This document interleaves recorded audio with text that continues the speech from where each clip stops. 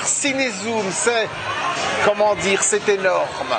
C'est une émission qui donne la parole aux artistes, c'est pas seulement les comédiens, mais qui donne la parole aux artistes en général. Et ça, c'est pas donné à tout le monde, je dirais juste c'est énorme, Cinézoom. C'est maintenant. Les gens disent à chaque fois qu'il faut consommer sans modération. Moi c'est vraiment aucune modération pour consommer. Consommer énormément cette émission. Zoom Ciné, une production de Cinézoom. Zoom Ciné est une émission hebdomadaire diffusée sur Radio Soleil Provençal, www.radiosoleilprovençal.com et sur les réseaux de Cinézoom, YouTube, LinkedIn, Facebook, Twitter et bien sûr le site cinézoom.com. Proposé et présenté par Gérard Chargé. Ma mission, et je l'accepte, sera de vous retrouver chaque mercredi de 16h à 17h et en replay. Ce message ne s'autodétruira pas.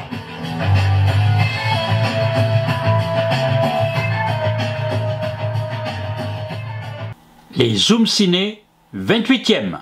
Émission hebdomadaire sur Radio Soleil Provençal, ainsi que sur les réseaux de Cinézoom, sur YouTube, Twitter, Facebook et LinkedIn.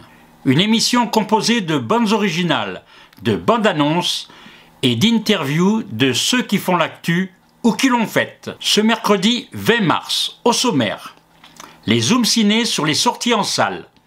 Il sera question de Hors-saison, de Cabrini, de Vampire humaniste cherche suicidaire consentant, de Laissez-moi, de La jeune fille et les paysans et des documentaires Le monde est à eux et d'une famille.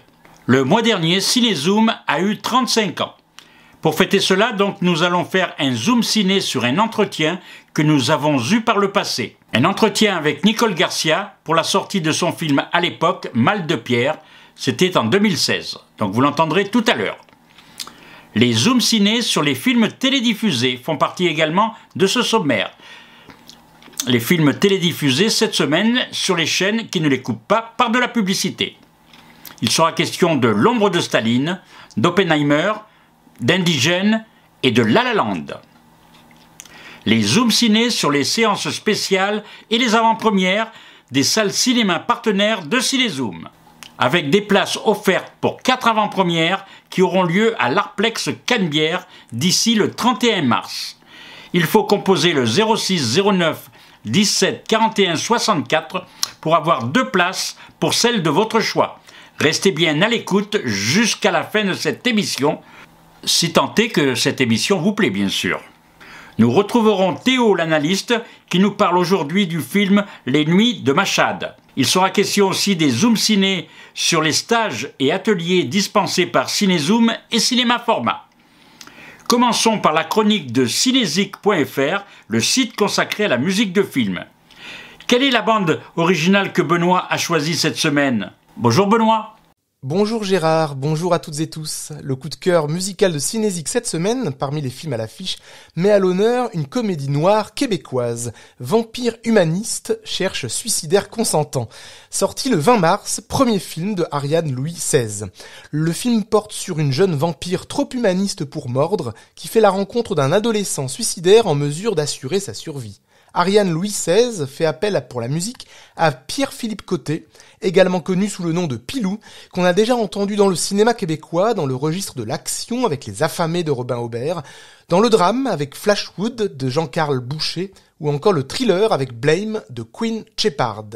Pour Vampire humaniste cherche suicidaire consentant, sa partition illustre d'abord les codes de l'épouvante gothique, avec un piano martelé, un orgue, un clavecin, puis vient raconter un aspect plus intime, illustrant un récit d'apprentissage avec des sonorités romantiques pour la rencontre des adolescents, ou exacerbant un sentiment d'étouffement et d'isolement avec des notes électroniques, tandis qu'une guitare électrique et un chœur insufflent de l'épique. Écoutons Vampire humaniste cherche suicidaire consentant par Pierre-Philippe Côté.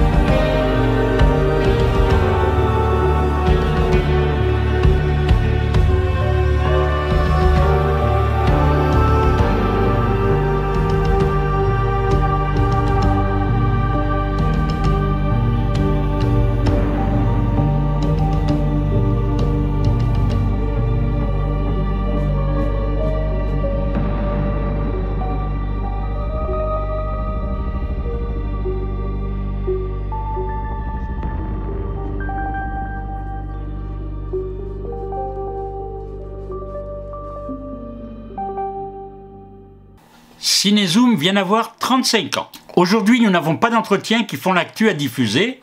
Donc la semaine prochaine, vous entendrez Alexandra Lamy, que nous avons rencontrée à l'Arplex Cinéma pour l'avant-première de La Promesse Verte qui sort mercredi prochain dans les salles. Nous avions eu en 2016 un entretien avec Nicole Garcia pour la sortie de son film Mal de pierre. Nous étions avec le président de Cinézoom pour cette interview à l'époque, qui était Morad Abbassi. C'était un souvenir et en même temps un très bel entretien. Écoutons tout de suite cet entretien avec Nicole Garcia.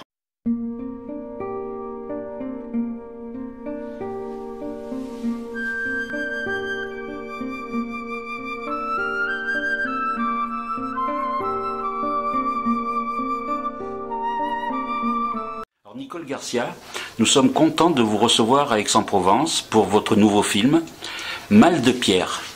Alors, avant de parler de ce que c'est ce mal de pierre, puisqu'on l'a découvert, nous, on ne savait pas ce que c'était, mais j'aimerais vous demander, est-ce que ce n'était pas finalement votre film le plus intimiste? Je ne dirais pas que c'est mon film le plus intime, je dirais peut-être mon film le plus personnel. Pourquoi? Je ne sais pas, peut-être parce que j'ai trouvé dans ce livre, qui est maintenant un film, quelque chose que je n'aurais peut-être pas pu trouver, que je n'ai pas trouvé, en tout cas que je n'ai pas eu l'idée de faire ça en scénario original, mais c'est l'histoire de cette femme, enfin les 17 ans de la vie de cette femme, qui commence comme ça par une fille qui crie son désir très fort, un désir à la fois très charnel et en même temps mystique, pour un homme, pour connaître avec un homme cette extase qui donne du sens à la vie, qui fait que la vie est plus grande que la vie. Et parce qu'elle a ce désir-là, elle veut quelque chose que tout le monde lui refuse. Et donc on la taxe de folle.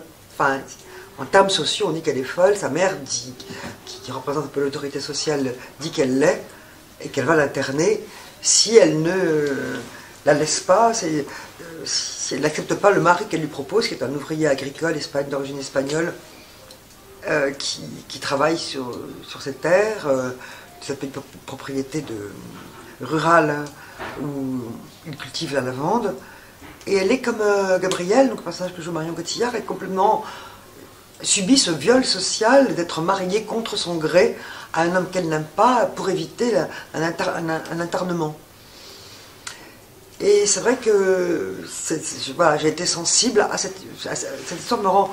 Je la trouve émouvante, je la trouve, on essaie de la contraindre, et elle a effectivement cette maladie de la pierre, qu'on appellerait maintenant avoir des calculs, des pierres dans les reins. Mais est-ce qu'elle existe vraiment, cette maladie, pour les femmes? Oui. Elle existe pour tout le monde. Oui, mais elle empêche. Oui, non, mais je sais. Non, mais est-ce qu'elle empêche d'avoir justement des enfants, ou c'est que vous avez fait une métaphore là?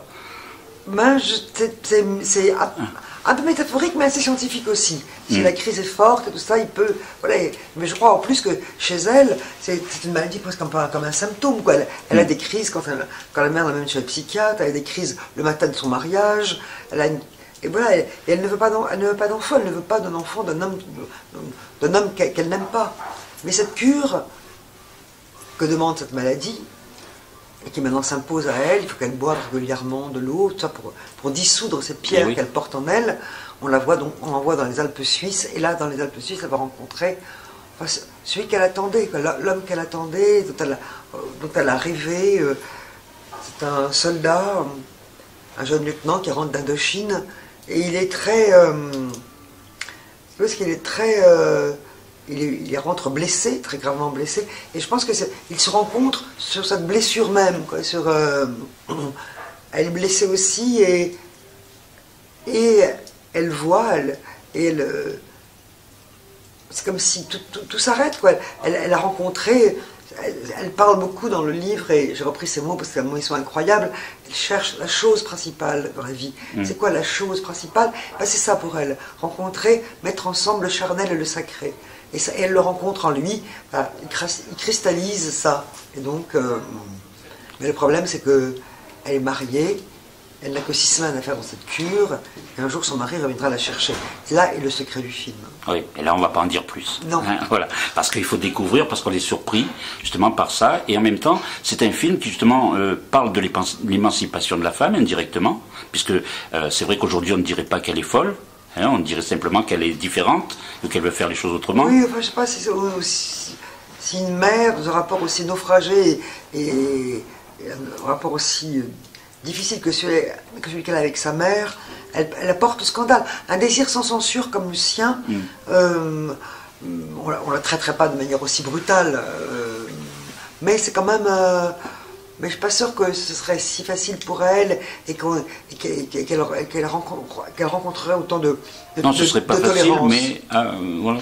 Toujours, vous croyez que ça reste encore sur ce niveau-là? Je suis sûre que ça reste encore quelque chose d'assez difficile, des choses qui n'évoluent pas. Et qu'elle inquiéterait, quoi. Elle inquiéterait les parents, elle inquiéterait sur tant une mère comme celle-là, et je suis pas sûre que ce soit si facile pour un personnage qui a, voilà, qui dit son manque d'amour si fort, qui le crie si fort, voilà, ça dérange. Vas-y Mourad, tu voulais poser une question? Oui, alors moi je voulais savoir, vous avez choisi Marion Cotillard comme rôle principal dans ce film, dans le rôle de Gabrielle. Vous avez dit, vous n'avez pas pu penser à une autre actrice que Marion Cotillard. Comment elle a trouvé le rôle et l'histoire de Gabrielle? Oui, c'est vrai que je pense que j'aurais fait le film même si Marion j'aurais trouvé une autre actrice, mais quand elle a dit qu'elle faisait le rôle, qu'elle était enthousiaste pour ça, ben c'était pour moi un gage que j'allais arriver qu'elle allait incarner au mieux ce personnage. Elle n'est pas le personnage, mais pas une autre actrice qui aurait pu le jouer comme elle. On a très bien travaillé pendant le film, on était très, très proches, elle était très confiante en moi, on a marché vraiment toutes les deux avec beaucoup avec plus que de la complicité, voilà, je sentais bien que je la poussais vers quelque chose où elle n'était même pas allée forcément souvent elle-même, de plus charnel, de jouer plus avec son corps, et voilà, et puis après elle a cette image merveilleuse, elle a une photogénie extraordinaire, elle est toujours entourée d'un mystère, et tout ça c'est le personnage, une sorte de mystique, comme les grandes mystiques d'autrefois, et quelque chose de beaucoup plus sexué, farouche, animal, et ces deux choses-là, elle faisait le personnage, faisait non seulement qu'on s'attache beaucoup à elle, enfin moi en tout cas je me suis beaucoup attachée à elle, je l'ai beaucoup aimée Marion pendant ce film, je l'ai beaucoup regardée, et surtout elle permet maintenant qu'on puisse vraiment s'identifier. Voilà, c'est ce que j'allais dire. On a envie de dire, bon, je ne suis pas une femme, mais on a envie de vivre ce qu'elle vit parce qu'elle est complètement libérée, et elle est lumineuse, et oui. on s'identifie justement le fait qu'il y ait des gros plans comme ça, comme vous faites, on est complètement avec elle dans son personnage et on la comprend. Il y a une empathie qui se crée. Voilà, une empathie, voilà, on la comprend, on a envie de la protéger, enfin, et puis même, on se dit qu'il y a une part d'elle qui nous ressemble. On comprend ses chemins, les chemins qu'on peut faire dans la vie, parfois chaotiques, avec des épreuves, et que, voilà, et elle garde, elle ruse un peu avec les contraintes, et elle veut toujours, elle veut quelque chose qu'on lui refuse, mais elle finira par l'avoir. Peut-être qu'elle n'aura pas l'amour dont elle rêvait, au moins. Mais elle aura connu un amour quand même. Parce que l'amour n'est pas toujours là où on la signe. Donc vous faites un peu des rapprochements avec votre histoire personnelle ou pas? Quand vous voyez une histoire comme ça, vous êtes toujours en quête de quelque chose? En réalisation? Je crois. En tout. Oui, en tout. De tout. Mais je crois que dans tous les personnages que j'écris, que ce soit homme ou femme, il y a toujours une trame qui m'est très personnelle. Je ne parle qu'avec les choses les plus intimes de moi. Ouais. En tout cas, là, vous séduisez le spectateur. Moi, ça, j'en suis persuadé, parce que vos personnages, on ne peut plus les lâcher. Et je crois que quand on sort de la salle, ils ne vont pas nous quitter. Ah oui, ça, c'est beau, quelque chose d'important. C'est beau. Ouais. Et qui sont tellement... Oui, qui touchent quelque chose en oui. vous. Ouais. Parce que même le personnage de ce mari, voilà, vous disiez tout à l'heure hors caméra que c'était un film très romanesque du côté de cette femme, mais aussi du côté de son mari. Ah oui, donc c'est le personnage le plus. Et c'est quelque chose où même les hommes peuvent s'identifier. Ah oui, voilà, lui, voilà. C'est deux possibles de l'amour, quoi. L'amour fou, l'amour passion, cet amour qui fait tellement souffrir en même temps.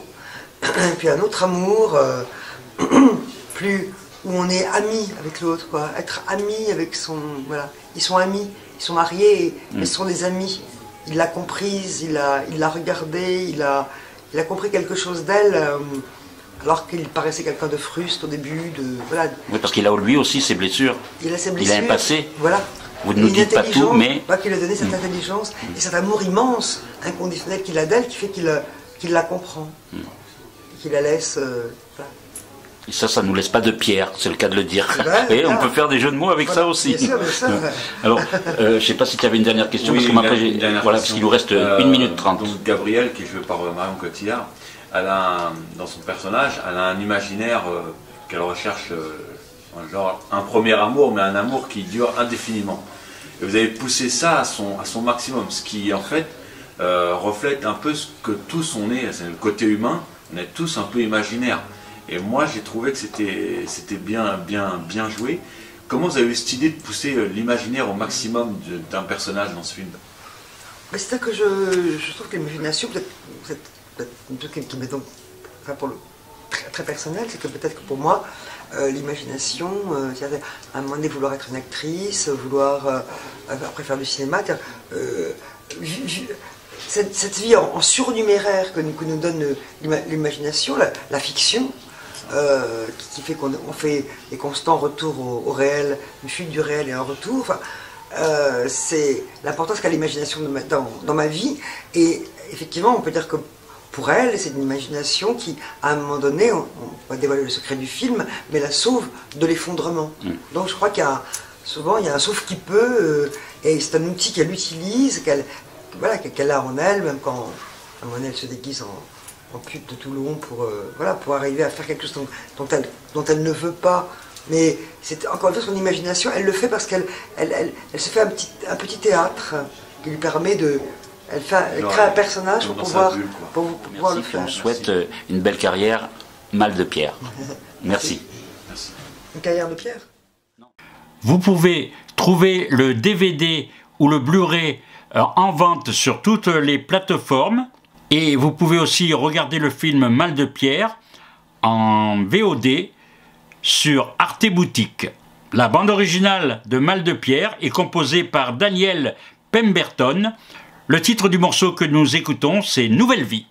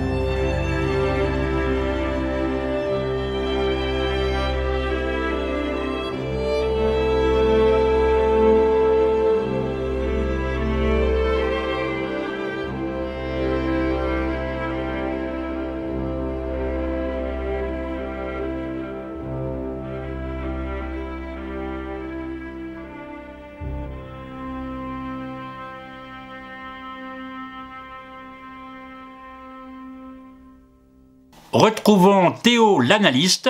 Eh bien, j'espère que chaque semaine, ces analyses vous plaisent. Il a choisi cette semaine de nous parler du film Les Nuits de Mashhad. Bonjour Théo. Bonjour à tous les auditeurs, c'est un plaisir de vous retrouver ici. Aujourd'hui, je voulais vous parler de djihad et de tueurs en série. Je voulais vous parler des Nuits de Mashhad. Pour commencer, voici un résumé de l'histoire. Le film se passe en Iran en 2001. Raimi, une journaliste de Téhéran, plonge dans les faubourgs les plus malfamés de la ville sainte de Mashhad afin d'enquêter sur les meurtres d'un tueur en série qui vise les prostituées une fois la nuit tombée. Affrontant l'intégrisme et l'insécurité, elle se rendra compte que les autorités ne sont pas pressées de voir le tueur arrêté. Servi par une photographie digne d'un film de Michael Mann, le film est né d'une réflexion qui s'est étendue sur 10 ans et sur un travail de casting, de production et de tournage presque tout aussi long. Il s'agit d'une coproduction euro-iranienne réalisée par Ali Abbasi, qui avait réalisé Border en 2018 et qui fera partie des nombreux réalisateurs de la série The Last of Us, sortie en 2022. Réalisé comme un thriller classant et édifiant, ce film s'inspire d'une histoire vraie survenue à Mashhad entre 2000 et 2001. Un maçon du nom de Saïd Hanei, surnommé le tueur à l'araignée, d'où le titre original du film Holy Spider, était un père de famille qui avait assassiné 16 prostituées dans le but de purger la ville de la corruption et de la débauche. Ali Abbasi, qui se souvient de cette période, confie s'être intéressé au tueur quand le peuple de Mashhad le considérait comme un héros faisant son devoir religieux. Il précise qu'il avait d'abord envisagé de tourner le film en Iran puis en Turquie, mais a finalement renoncé en raison de la censure trop présente dans ces pays. Il a finalement décidé de tourner à Amman en Jordanie. Malgré un accueil plutôt favorable à l'international, récoltant de bonnes critiques de la part de la presse et des spectateurs, l'accueil des autorités iraniennes sera bien plus compliqué. En effet, au-delà d'une simple chasse à l'homme à la Zodiac de David Fincher, c'est bel et bien une critique acerbe et sans concession des autorités iraniennes que propose ici le réalisateur danois, étant également d'origine iranienne. Sans concession, car s'immisçant dans la vie de ces femmes détestées et oubliées par le pouvoir, Ali Abbasi nous montre un pays en proie à l'extrémisme religieux, où les hommes semblent mépriser les femmes encore plus si elles se prostituent. Il est important de souligner que l'organisation du cinéma iranien et le ministre de la Culture du pays ont protesté contre la nomination de ce film au Festival de Cannes, arguant que la sélection de ce dernier était à but purement politique et qu'elle militait à montrer une mauvaise image de la société iranienne. Malgré tout, le film recevra un prix d'interprétation à Cannes pour l'actrice principale Zahra Amir Ebrahimi, pourtant évincée de cinéma et de la télévision iranienne depuis 2008. Ali Abbasi a décidé de casser les codes du thriller classique, montrant le tueur dès le début du film et en nous faisant plonger dans sa vie quotidienne, semblant normale et bien rangée pour sa famille et ses proches, renversant ainsi les constructions logiques d'un thriller où le spectateur devrait découvrir l'identité du tueur à la fin du film. Ainsi, le tueur à l'araignée se dispute progressivement la place de personnage principal avec la journaliste lancée à sa recherche. Son interprète, Mehdi Bajestani, obtiendra même le prix d'interprétation masculine au Festival international du film de Stockholm, pour son interprétation effrayante, pouvant passer d'une humeur paisible en présence de ses enfants à la violence la plus soudaine en un clin d'œil. C'est un film particulièrement édifiant qui démontre les incohérences et les contradictions de l'Iran, dépeignant la folie meurtrière d'un tueur en série ainsi que celle de ses nombreux partisans. Un film qui a marqué son pays et qui a particulièrement ému un grand nombre de spectateurs. Si vous ne l'avez pas encore vu, je vous recommande chaudement Les Nuits de Mashhad réalisé par Ali Abbasi. Je vous souhaite à toutes et tous une bonne semaine. C'est tout pour moi et comme dit Tarantino, viva le cinéma.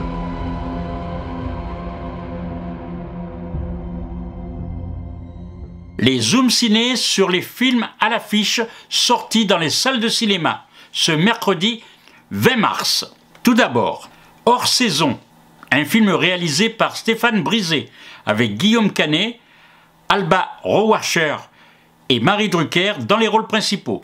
Mathieu habite Paris, Alice vit dans une petite cité balnéaire dans l'ouest de la France, il caresse la cinquantaine, c'est un acteur connu. Elle a dépassé la quarantaine, elle est professeure de piano. Ils se sont aimés il y a une quinzaine d'années, puis séparés. Depuis, le temps est passé, chacun a suivi sa route et les plaies se sont refermées peu à peu. Quand Mathieu vient diluer sa mélancolie dans les bains aromaux d'une thalasso, il retrouve Alice par hasard. Écoutons un extrait de la bande originale, notamment la chanson du film « Ni avec toi, ni sans toi », composée et interprétée par Vincent Delerme, pour le film Hors saison. Montre-moi. Comment tu t'excuserais? Ah, je m'excuse. C'est ça? C'est ça tes excuses? Bah ouais. Non, non, non. On va la refaire. Vraiment. Une deuxième prise. Mais vraiment. Essaye vraiment de faire plaisir à l'autre. Avec plus d'intention, plus sincère. Vas-y. Alice, vraiment, je te prie de m'excuser. Vraiment. Merci. Tu sais comme je suis. Tu sais déjà. Tu connais ma vie. Et ma vie me va. Né con te né senza di te. Ni avec toi, ni sans toi. La terrasse, les volets fermés. Te voilà. Tu sais comme je suis. Tu sais la plage à 5 heures. Mes hivers ici. Et ma tête ailleurs. Né con te né senza di te. Ni avec toi, ni sans toi. La falaise, la nuit, les rochers. Te voilà. Tout ça existe juste dans mon téléphone. Dans ma tête aussi, oui. Sur des petits papiers, mais c'est vraiment caché en moi. Et basta. Tu sais comme je suis. Moi qui ne sais pas. S'il faut dans ma vie. Cette histoire-là. Tu veux vraiment que ça se termine comme ça? Né con te né senza di te. Peut-être, oui. Ni avec toi, ni sans toi. Le silence, la chambre au premier. Tu peux pas dire une chose pareille. Me voilà. Il y a des gens comme toi et il y a des gens comme moi.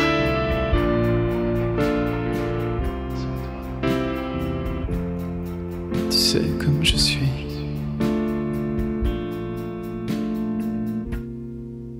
Et moi, je suis comme ça. Nous écoutons la bande-annonce et vous allez tout comprendre avec ce film documentaire. De ce dont il s'agit, eh bien, vous l'entendez dans cette bande-annonce. Le monde est à eux. C'est le documentaire de la semaine qui est sorti ce mercredi 20 mars. Bonjour, je suis Monsieur Fontagneux. On a mis en place un système d'encadrement des élèves basé sur la coopération avec les familles et ça fait plusieurs années qu'on est à 100% de réussite au bac. Bruce et Alexis avaient eux-mêmes 4 de moyenne en maths et au bac 13 et 14. Vos enfants, au fond d'eux, ils ont envie d'y arriver.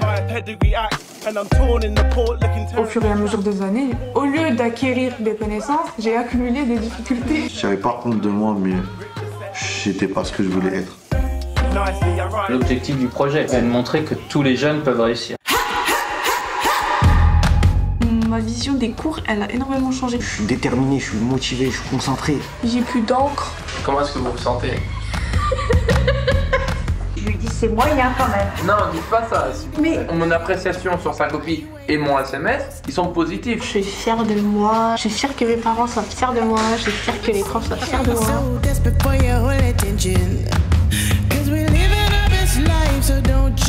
savez combien de temps on a mis pour faire 100%?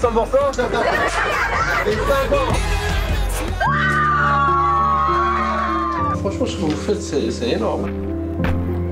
Les gens ont tendance à supprimer leurs rêves ou à pas assez croire en leur potentiel. Ne laissez pas le monde réel vous rendre normaux parce que vous êtes magnifiques là, tel que vous êtes aujourd'hui. J'espère que toi, Inès du futur, tu es ce que je veux devenir plus tard.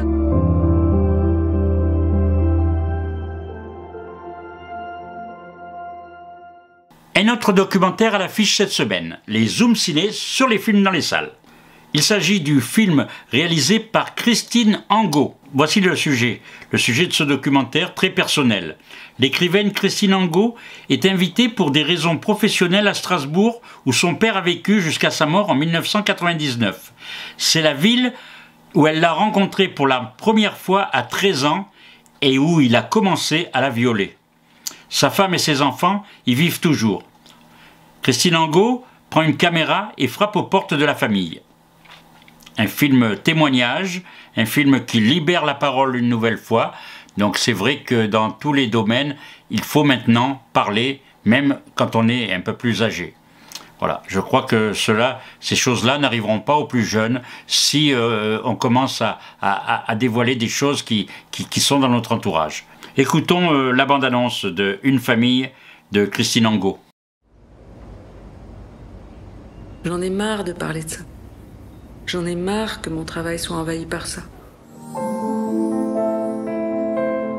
Parce que ça, c'est moi à la très mauvaise époque. Là, j'ai 13 ans, donc là, c'est le moment où ça commence. Et je sais la pensée qui va avec. Depuis l'inceste, depuis 1999, c'est-à-dire plus de 20 ans, Christine Angot, parmi tous les écrivains contemporains, est celle qui a subi le plus grand mépris de la critique littéraire. Mais le plus grand mépris. J'ai quand même entendu mon demi-frère me dire, quand mon père est mort, il m'a quand même dit, de toute façon, il a toujours dit que tu fabulais. Je ne trouvais pas les mots qui correspondaient. La phrase ne se formait pas. Elle se fracassait sur le vide. J'ai été celle qui a été pendant des années tout pour elle et elle a été tout pour moi.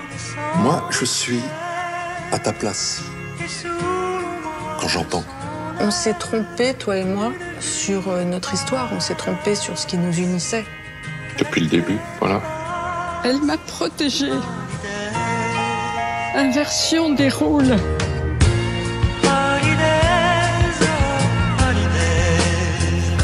Il y a le nom. Il y a le nom? Tu dis que c'est moi? Tu dis que c'est moi ou tu sonnes? Oui, bonjour, c'est Christine.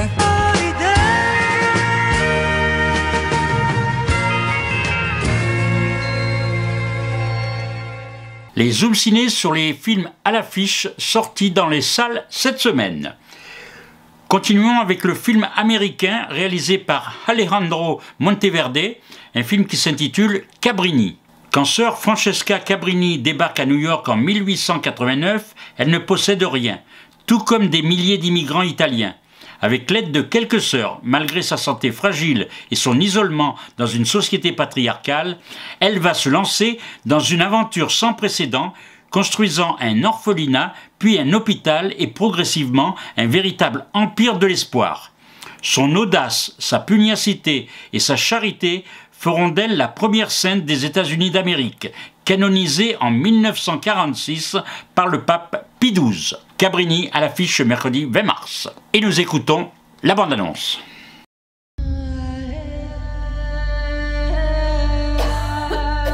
Je me suis également laissé dire que vous avez été rejeté de 3 ordres différents pour faiblesse de constitution.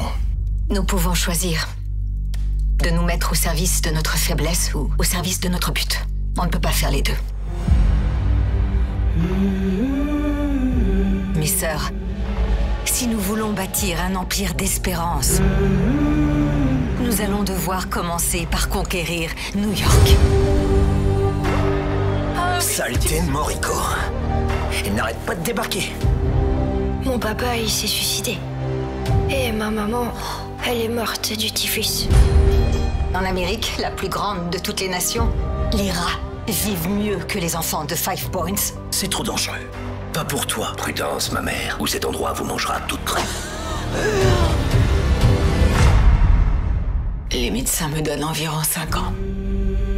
5 ans, ce serait un véritable miracle. Eh bien, dans ce cas, je vais retourner au travail. Il nous faut un orphelinat qui soit plus grand, où mes enfants puissent être des enfants.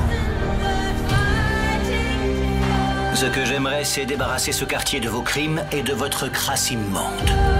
Le maire trouverait une autre façon de vous faire dégager. Les prochaines élections sont pour bientôt, si je ne me trompe. Ne me dites pas que je suis en train d'être menacé par une nonne. Faut s'attendre à une violence inouïe en retour. Fichez le camp, sale ridole! Fichez le camp! Je veux le meilleur des hôpitaux, pour les gens comme vous et pour les gens comme moi. Nous devons montrer à l'Amérique que notre peuple tout entier est digne. Je trouve en effet ce projet excessivement ambitieux. Je dirais même irréaliste. Nous n'avons pas le choix. Vaincre ou périr. C'est ainsi que nous vivons en Amérique. Cabolini, vous auriez fait un homme remarquable. Bonne annonce maintenant du film Laissez-moi de Maxime Rapaz avec Jeanne Balibar dans le rôle principal.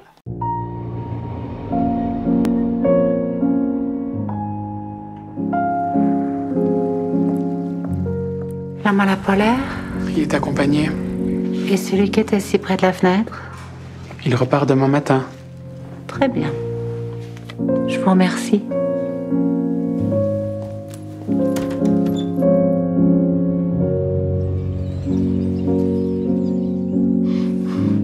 C'est beau.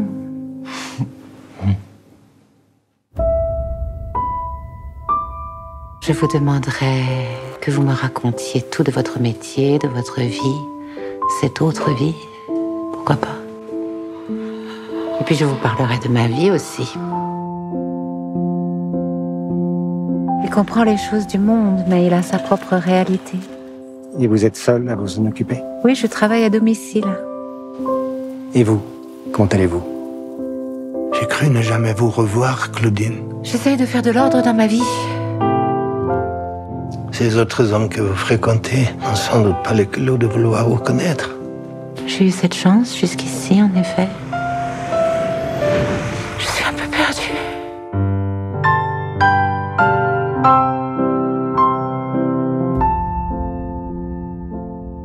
Là, juste de l'autre côté, il y a 400 millions de mètres cubes d'eau prêts à nous submerger. Film qu'il ne faudra pas manquer, que je vais aller voir pour vous et je vous en parlerai peut-être la semaine prochaine, La jeune fille et les paysans, par les réalisateurs de La Passion Van Gogh. Souvenez-vous de ce magnifique film avec un graphisme particulier. C'est un film polonais, serbe, lituanien, une œuvre cinématographique unique comme l'était La Passion Van Gogh, adaptée du prix Nobel de littérature Les Paysans. C'est la révolte d'une jeune fille au XIXe siècle dans un village polonais qui rejette les traditions et bouleverse l'ordre établi. Écoutons ce que cela donne, la bande-annonce en version française. Yagna Dominikova, ravissante et talentueuse. On ferait peut-être bien de la marier à un riche veuf. Je suis très heureuse là où je suis. Prends ça, je l'ai acheté pour toi. Non, je peux pas accepter. Prends-le, Yagna. C'est lui le fermier le plus riche du village, non? Dieu ne t'a pas créé pour être pauvre, c'est évident. Tu vas épouser ce vieux? Tu crois que j'ai mon mot à dire, peut-être? Le mari que tu choisiras déterminera la ferme que tu auras. Et tu seras enfin une dame, une vraie.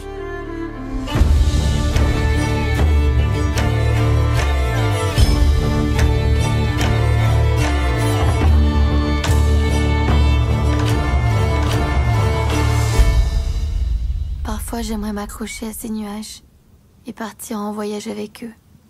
Je t'accompagne sans hésiter.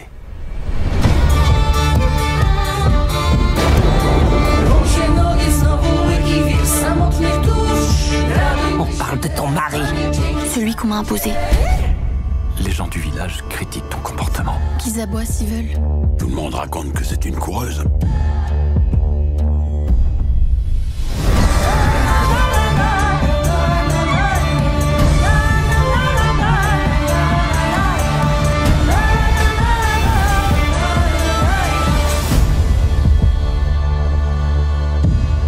L'amour, ça va, ça vient. Mais la terre, elle,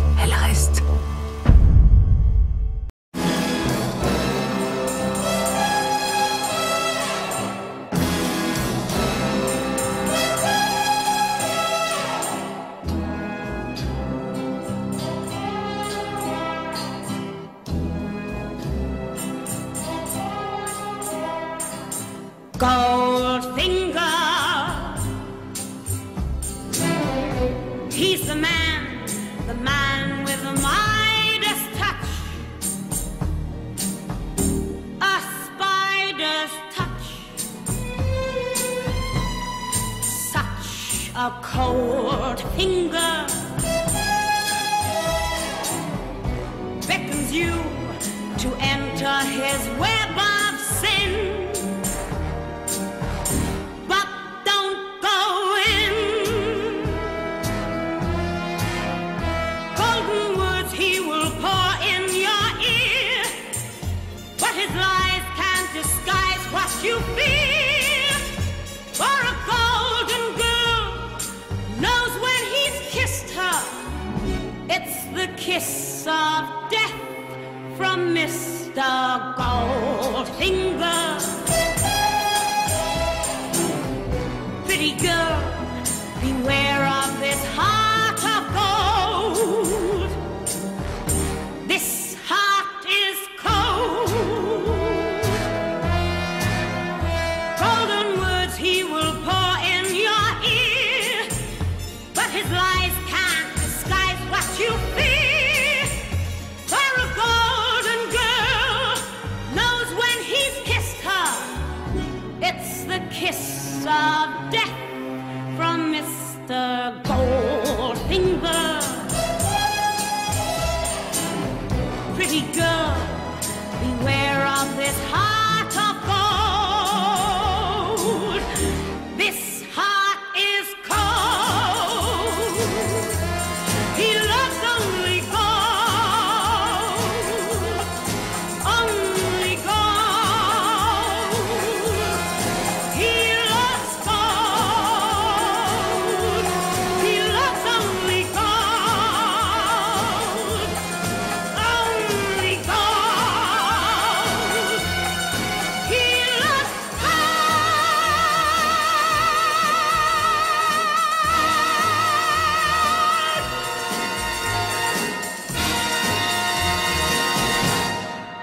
Les zooms ciné sur les films télédiffusés sans être interrompus par la publicité. Commençons tout de suite pour c'est ce soir, sur Arte à 20h55, L'ombre de Staline, réalisé en 2019 par Agnieszka Holland. Il est question du journaliste Gareth Jones qui, en 1933, interviewe Hitler. Il avertit le gouvernement britannique du danger. Il n'est pas écouté et son poste de conseiller aux affaires étrangères est même supprimé.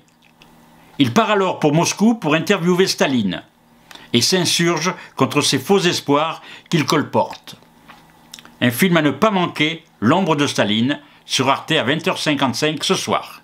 Christopher Nolan, avec Oppenheimer, le film est déjà diffusé sur Canal+. La première vision, c'est vendredi 22 mars à 21h. Oppenheimer, qui est pour moi, et je crois que je ne suis pas le seul, le film de l'année 2023. Donc c'est un biopic sur Robert Oppenheimer, le père de la bombe atomique, pendant la Seconde Guerre mondiale et au-delà. Un film fracassant qui prend aux tripes et nous secoue, d'une grande puissance narrative. Il faut dire que Christopher Nolan est l'un des réalisateurs les plus doués de sa génération. Il nous a déjà beaucoup étonnés avec ses réalisations précédentes, même si l'on n'a pas tout aimé sur un même pied d'égalité. Il a su redonner à Batman un souffle nouveau avec sa trilogie. Avec Memento et Inception, il nous a emmenés dans les méandres de l'esprit, puis de l'espace avec Interstellar. Avec Le Prestige, il a rendu la magie fantastique et percutante. Si l'on a moins aimé Insomnia, Tenet ou encore Dunkerque, il nous a amenés à chaque fois dans les controverses et contradictions de l'être humain. Ici, avec Oppenheimer, il explore à nouveau un personnage complexe pris dans l'engrenage des mécanismes patriotiques. Il déclare cette phrase est prononcée également dans le film lorsqu'on lui fait un procès qui n'en est pas vraiment un à l'époque du macartisme dans les années 1950 pour avoir été soupçonné d'agissement comme espion à la solde des Russes après service rendu aux USA. J'espère qu'un jour le monde connaîtra la vérité. Comme quoi, il n'est jamais bon de servir les intérêts d'une nation qui vous éjecte une fois le devoir accompli. Justice a été rendue puisqu'il a réintégré les rangs des grandes universités par l'intermédiaire de JFK.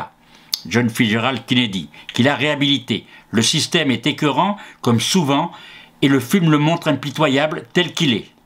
La bêtise de la nature humaine est à vomir quant aux engouements suscités par la réussite des explosions des bombes A sur Hiroshima et Nagasaki.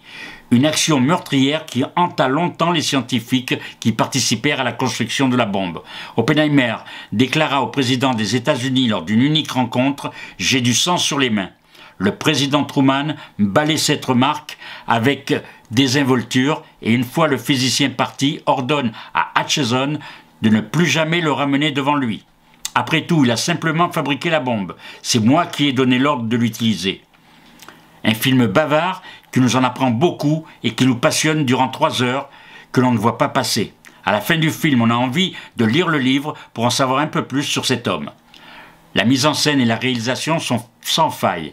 Comme toujours chez Nolan, seuls les esprits humains ont des fêlures. Signalons les interprétations exceptionnelles, tout d'abord de Cillian Murphy dans le rôle titre, qui est plus rare au cinéma et qui est un acteur d'une grande justesse. Ensuite, Robert Downey Jr., qui est méconnaissable et impressionnant en homme politique manipulateur. Matt Damon, efficace en officier supérieur US, et Emily Blunt, fabuleuse, interprétant l'épouse de Robert Oppenheimer. Une femme de caractère. Signalons les apparitions remarquées de Gary Oldman, de Kenneth Branagh, de Casey Affleck, de Rami Malek et de Matthew Modine. Un coup de poing qui nous explose au visage avec une grande force. À ne rater sous aucun prétexte. Donc si vous ne l'avez pas vu et que vous possédez Canal+, eh bien regardez-le ce vendredi 22 mars. Autre film ce vendredi 22 mars à la télévision, non entrecoupé de publicité. Sur France 5 à 21h05, le film Indigène, réalisé en 2006 par Rachid Bouchareb. Avec Jamel Debbouze, Sami Nasseri, Roch Dizem, Sami Bouagila. L'histoire se passe en 1944-1945, alors que la France commence à se libérer de la domination nazie. Le parcours de 4 indigènes, soldats oubliés de la première armée française recrutée en Afrique. Les 4 hommes réputés pour leur courage sont envoyés en première ligne. Argent, amour pour la France ou pour l'armée française, foi en la liberté et l'égalité. Leurs motivations divergent pour un même combat, libérer la France, les armes à la main. Un film nécessaire pour la mémoire de l'histoire et pour la politique française qui repositionne certaines vérités oubliées par certaines personnes de pouvoir. Une histoire humaine forte qui nous émeut parfois. De belles répliques qui assènent des vérités qui peuvent déranger certains, mais rassurer et en conforter d'autres dans leur combat pour leur appartenance française. Pourquoi être toujours divisé et faire la guerre pour les intérêts des gouvernants? Et les petites gens, les pions, pourquoi les renier? Un film qui soulève énormément de questions. Le prix d'interprétation collectif à Cannes est justifié à l'époque. Ils sont tous très bien. Donc je vous rappelle, sur France 5 à 21h05, ce vendredi 22 mars. Les zooms ciné sur les films télédiffusés sans coupure publicitaire.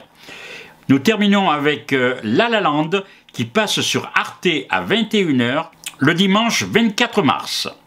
Un film réalisé en 2015 par Damien Chazelle. La La Land qui est sorti en 2017 dans les salles. Un film musical, une comédie musicale romantique plus exactement, que l'on voit avec un grand plaisir. Alors Damien Chazelle, maintenant on le connaît tous avec Babylone, avec Whiplash, et là avec La La Land, il a aussi réalisé un chef-d'œuvre, on peut le dire. Et l'histoire se passe au cœur de Los Angeles. Une actrice en devenir prénommée Mia sert des cafés entre 2 auditions. De son côté, Sébastien, passionné de jazz, joue du piano dans les clubs miteux pour assurer sa subsistance. Tous deux sont bien loin de la vie rêvée à laquelle ils aspirent. Le destin va réunir ces doux rêveurs, mais leur coup de foudre résistera-t-il aux tentations, aux déceptions et à la vie trépidante d'Hollywood? Un film superbe, des chorégraphies et une musique splendide sur Arte à 21h. Le dimanche 24 mars.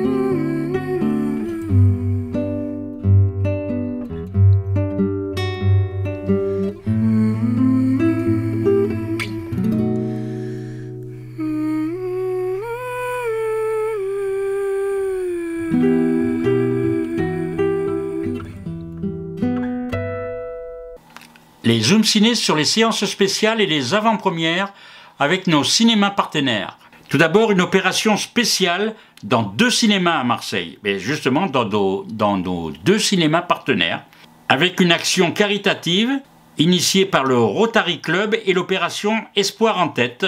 Les dons seront versés pour la recherche fondamentale sur le cerveau. Et le film, c'est Louise Violet, avec Alexandra Lamy et Grégory Gadebois dans les rôles principaux. Le réalisateur, c'est Éric Besnard. L'histoire de Louise Violet, qui en 1889 est envoyée dans un village de la campagne française pour imposer l'école de la République gratuite, obligatoire et laïque. Une mission qui ne la rend pas populaire ni auprès des enfants, ni auprès des parents. Alors les salles dans lesquelles cette avant-première est proposée, tout d'abord au cinéma Arplex Canebière, le mercredi 20 mars à 20h, et au Prado le 21 mars à 19h30. Une autre avant-première dans les salles partenaires, le vendredi 29 mars à 21h30 en version originale sous-titrée. Il s'agit de Godzilla contre King Kong, le Nouvel Empire. Donc c'est à 21h30, je le disais, à l'Arplex, et également au Prado à 21h45 en version française, là.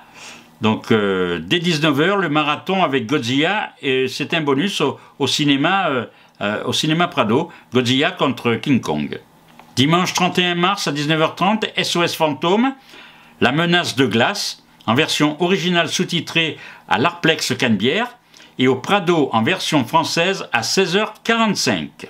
Et pour les plus petits, un film d'animation à 19h30 également le même dimanche, le 31 mars, Les Explorateurs, l'aventure fantastique en version sous-titrée à l'Arplex. Et pour ce film-là au Prado, ce sera en version française le dimanche 24 mars à 10h30 et 15h30.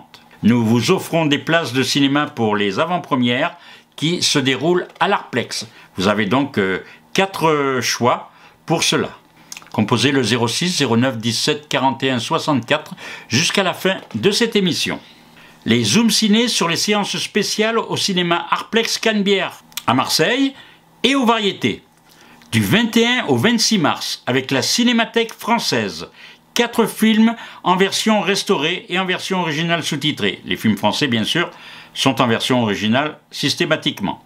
Tout d'abord, le film Truman Show. Il y a aussi le film de Melville, Alphaville. Truman Show, souvenez-vous, c'était avec Jim Carrey. Il y a aussi Symphonie pour un massacre, un film un peu moins connu.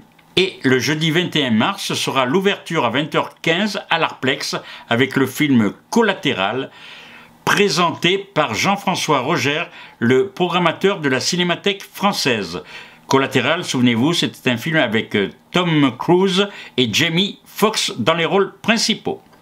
Et enfin, à l'Arplex, nous continuons et nous terminons avec le plan culte de la semaine, Les Dents de la Mer, de Steven Spielberg, avec Roy Scheider, Richard Dreyfuss, en version originale sous-titrée, le mardi 26 mars à 19h30. Au cinéma Le Prado, il y a une séance Expo Ciné avec le documentaire Cézanne, Portrait d'une vie, réalisé par Phil Grabski. C'est le jeudi 21 mars à 19h.